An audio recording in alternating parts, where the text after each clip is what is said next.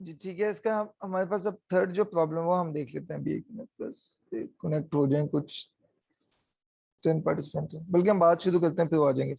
Second हमारे पास एक और प्रॉब्लम है जी ट्रांसफार्मर के साथ, जो हमारी टैप चेंजिंग की प्रॉब्लम है। ठीक है, तो ट्रांसफार्मर है means of tap changing. Tap changing का मतलब है कि नंबर ऑफ टर्न्स चेंज हो जाएंगे।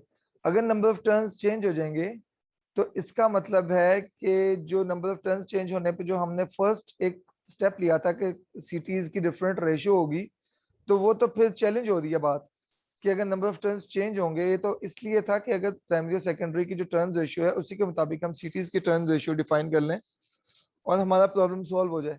लेकिन अगर टैप चेंजिंग है तो इसका मतलब है नंबर ऑफ टर्न्स जो है वेरिएबल है ट्रांसफार्मर की। तो उसको फिर ओवरकम करने के लिए हम सिटीज की भी नंबर ऑफ जो टर्न्स है उसको वेरिएबल कर लेते हैं। वहां भी हम टैप चेंजर हम यानी टैप चेंजर का मतलब वहां भी एडजस्टेबल हम, जैसे हम करंट सेटिंग में एडजस्ट करते थे ना, नंबर ऑफ टर्न्स को हम लेके आ सकते थे कि कितनी करंट सेटिंग में हम नंबर ऑफ टर्न्स हमने इंक्लूड करनी है। तो इसी तरह हम इसके अंदर करंट ट्रांसफार्मर की रेशियो के मुताबिक आप जो सिटीज की जो टर्न रेशियो है यू कैन एडजस्ट दैट। ठीक है, तो फिर magnetizing inrush current. Magnetizing inrush current एक बड़ा कॉमन सा प्रॉब्लम है कि अगर फर्ज करें जो करंट है वो बहुत हाई हो जाए without any reason, without any reason in a sense कि अचानक लोड खत्म हो गया, लोड कम हो गया या लोड डीटैच हो गया आपके सिस्टम से, आपके जो overall what you can say transformer से। अगर लोड डीटैच हो जाए, लोड खत्म हो जाए, उतर जाए लोड, तो that is basically what does that mean कि आपका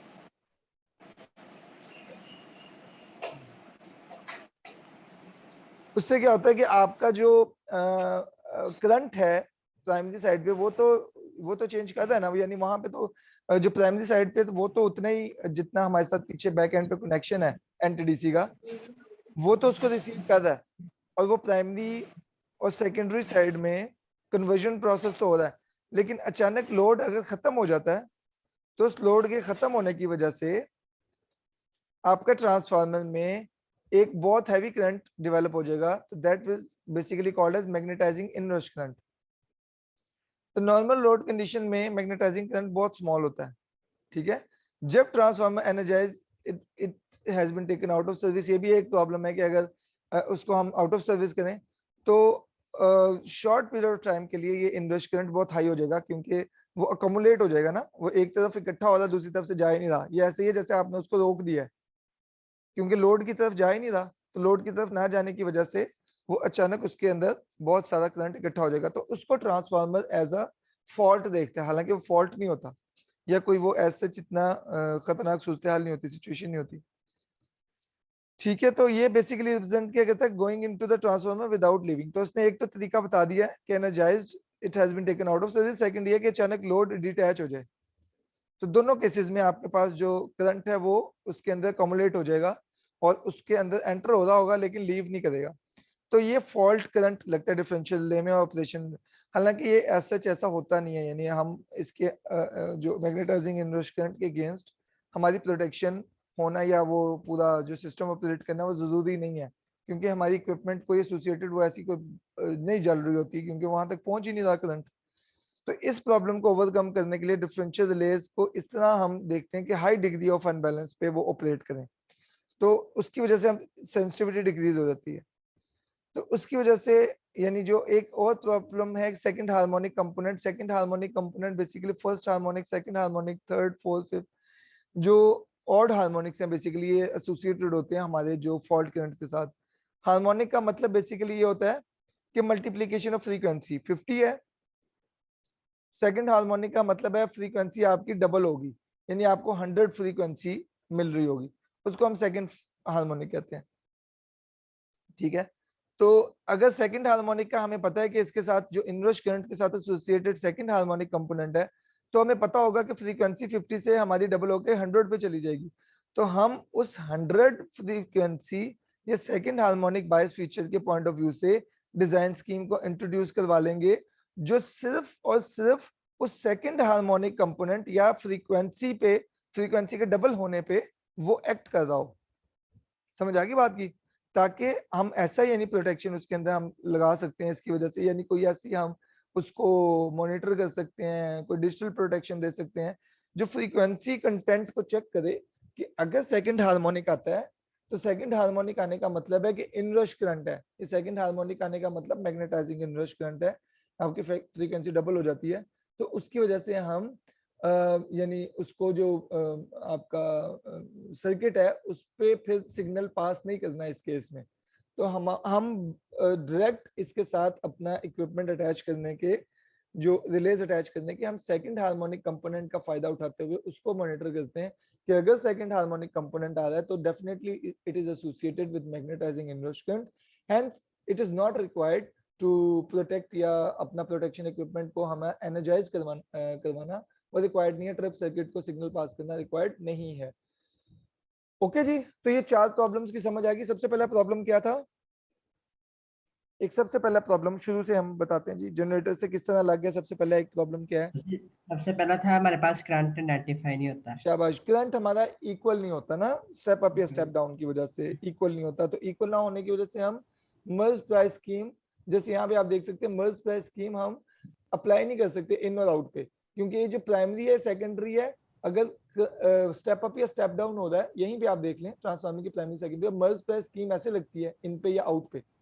तो इन आउट पे यहाँ पे और यहाँ पे नंबर ऑफ टर्न्स इस तरह डिवाइडेड होते हैं कि तो स्टेप अप हो रहा है, स्टेप डाउन हो रहा है। अगर स्टेप अप हो रहा है तो करंट स्टेप डाउन हो रहा है, तो नंबर ऑफ जो टर्न्स की वजह से करंट इक्वल नहीं है। उसका हमने फिर क्या सोल्यूशन निकाला था? सीटी को टाइम यूज किया था हमने। गुड, सीटी नंबर ऑफ टर्न्स हमने सीटी की उसी के मुताबिक एडजस्ट कर दी थी जो हमारी यहाँ पे रेशियो है। ठीक है, सेकंड हमारा क्या प्रॉब्लम था जी? फेज डिफरेंस था। Phase difference. शाबाश, फेज डिफरेंस का क्या प्रॉब्लम था? अमाद बताएगा। उसको हमने किस तरह हल किया जी? अमाद, उसको किस तरह हल किया हमने?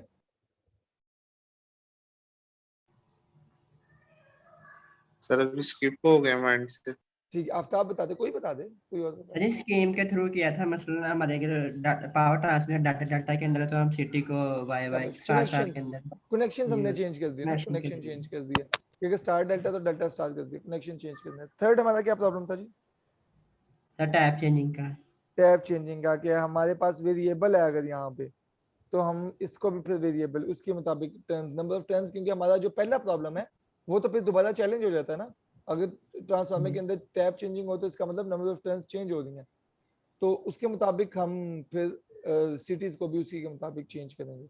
और fourth problem magnetizing inrush current, जिसमें करंट एंटर तो हो, लीव ना करे ट्रांसफार्मर को। लोड अचानक, सॉल्यूशन की समझ नहीं आई थी कोई। सॉल्यूशन क्या है मैं बता देता हूँ। Yes sir. इसका सॉल्यूशन, इसका सबसे पहले एक प्रॉब्लम है कि अगर आपके पास फॉर एग्जांपल लोड कनेक्टेड है, लोड अचानक डिस्कनेक्ट हो जाए, या फिर आपको वो कहता है टेकन आउट ऑफ सर्विस, दो कंडीशंस में आपका करंट तो आएगा इसके अंदर लेकिन लीव नहीं करेगा। ठीक है, तो उसके अंदर हमारे पास मैग्नेटाइजिंग इनरश करंट का एक फैक्ट है कि जब भी मैग्नेटाइजिंग इनरश करंट होगा तो सेकंड हार्मोनिक कंपोनेंट उसके अंदर प्रोमिनेंट होगा। सेकंड हार्मोनिक कंपोनेंट या हार्मोनिक कंपोनेंट्स बेसिकली क्या होते हैं? ये मल्टीपल ऑफ फंडामेंटल फ्रीक्वेंसी होते हैं। सेकंड हार्मोनिक कंपोनेंट का मतलब फंडामेंटल फ्रीक्वेंसी का वो मल्टीपल है, तो सेकंड मतलब 2 इंटू फंडामेंटल फ्रीक्वेंसी। आप नॉर्मल फ्रीक्वेंसी 50 पे अगर ऑपरेट कर रहे हैं तो इसका मतलब है जब भी मैग्नेटाइजिंग इनरश करंट आएगा तो आपकी फ्रीक्वेंसी 100 हर्ट्ज हो जाएगी। तो हम कोई ऐसी स्कीम डेवलप कर सकते हैं ना जो फ्रीक्वेंसी को मॉनिटर करे। हम फ्रीक्वेंसी को मॉनिटर करवा के हम स्टेप वो उसको शट डाउन भी तो करवा देते हैं कि फ्रीक्वेंसी लो है, हाँ फ्रीक्वेंसी लो है तो उसको शट डाउन करवा दें। तो हम फ्रीक्वेंसी को देखेंगे, चेक लगा सकते हैं कि अगर फ्रीक्वेंसी 100 हर्ट्ज पे चली जाती है अचानक, इसका मतलब है सेकंड हार्मोनिक कंपोनेंट प्रोमिनेंट है, और ये सेकंड हार्मोनिक कंपोनेंट एसोसिएटेड है मैग्नेटाइजिंग इनरश करंट के साथ। तो इनरश करंट के साथ एसोसिएटेड होने की वजह से हम क्या कहेंगे कि हम हमारा प्रोटेक्शन इक्विपमेंट को ऑपरेट करवाना नेसेसरी नहीं है, इंपॉर्टेंट नहीं है।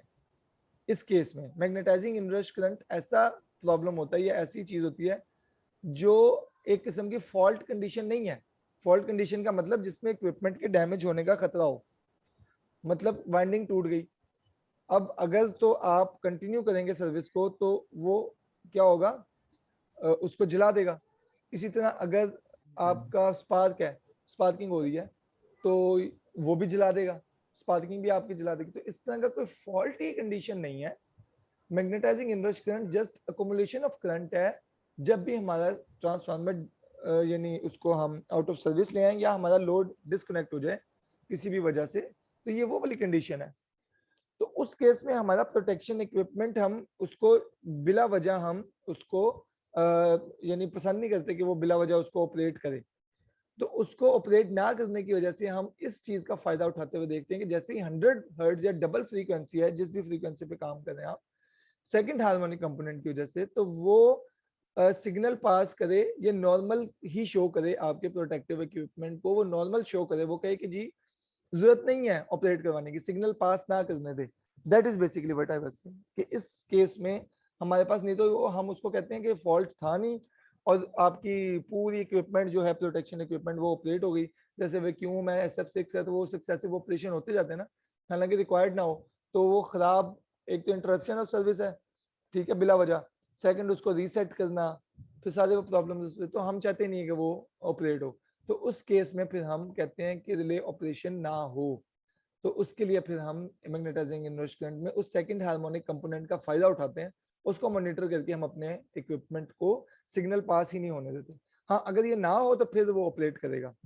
यानी ये सिर्फ ये चेक है कि इफ, ये हम इफ एल्स की स्टेटमेंट यूज करते हैं ना C++ में, इफ आपकी फ्रीक्वेंसी जो है वो second frequency, second harmonic frequency आ जाती है, देन आपके जो ब्रैकेट में आएगा वो ये है कि आपकी रिले जो है दैट विल रिमेन इनऑपरेटिव, ठीक है। एल्स जो है आपका नॉर्मल ऑपरेशन, जो भी फॉल्ट करंट जैसे भी उसके मुताबिक ऑपरेट करिए करता रहे, लेकिन अगर ये कंडीशन होती है तो आपकी रिले ऑपरेट नहीं करेगी। ओके, क्लियर है जी? जी sir. Circulating scheme Yes, for current sir. Transformer protection. अब ये हमने जो सर्कुलेटिंग स्कीम यूज की है ना, इसमें आपने अब खुद इस चीज को जज करना है कि चारों पॉइंट्स हमारे फुलफिल हो रहे हैं कि नहीं हो रहे, ठीक है।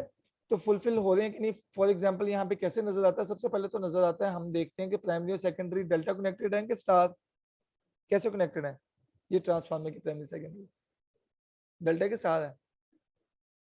एनीवन? स्टार में है। स्टार में है।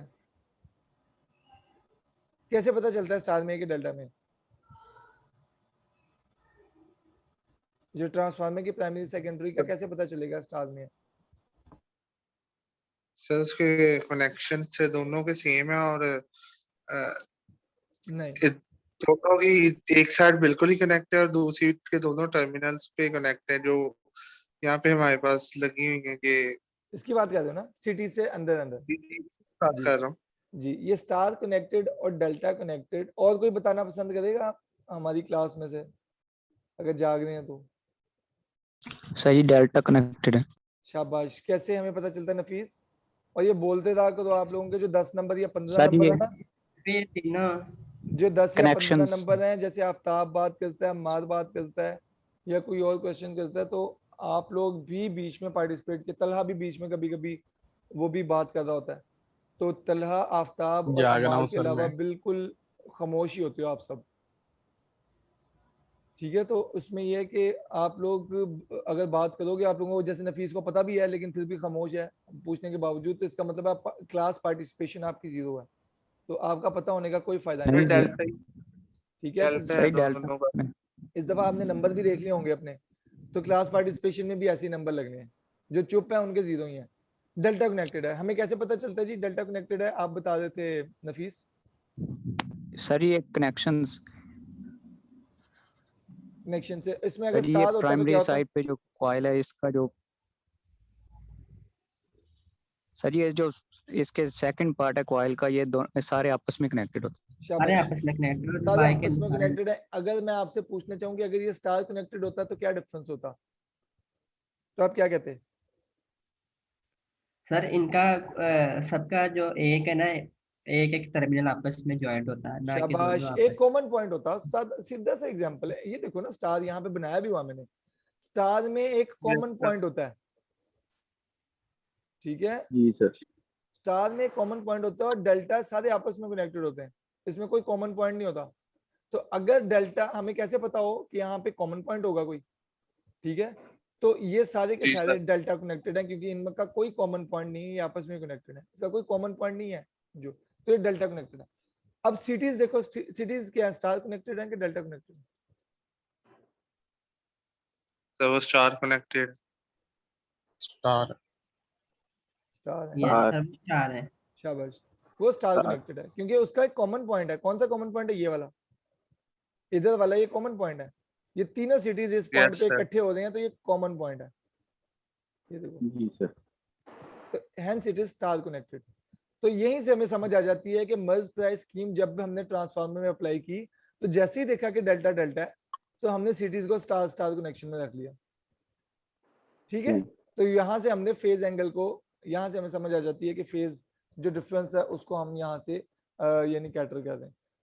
ओके, तो हम इसको, इसका भी सेम प्रिंसिपल, कोई डिफरेंस नहीं है, इसको फिर हम नेक्स्ट में पढ़ेंगे। आपकी कब आज 1 से 2 फ्री हो आप लोग? हम आज ही कर लें जो मेकअप लेक्चर है, क्या कहते हो? जैसे सर आपको ठीक लगे कर लें आज, वैसे लेक्चर नहीं है कोई और। अभी इंग्लिश का है इसके बाद। 12 से सर 1 तो एक से लेक्चर दो है, बेहतर नहीं है 12 से 1 तो लेक्चर है ना? सर, जाना होगा जी 12 से 1 लेक्चर। जी 1 से 2 कहाँ जाना होता सुहेल? सर मैंने भी आ जाना है सर, हॉस्पिटल बता 1 से 2। ठीक है, तो कोई बात नहीं, जिसने जाना है उसकी कोई मजबूरी नहीं है। नहीं जो आपका, 1 मिनट,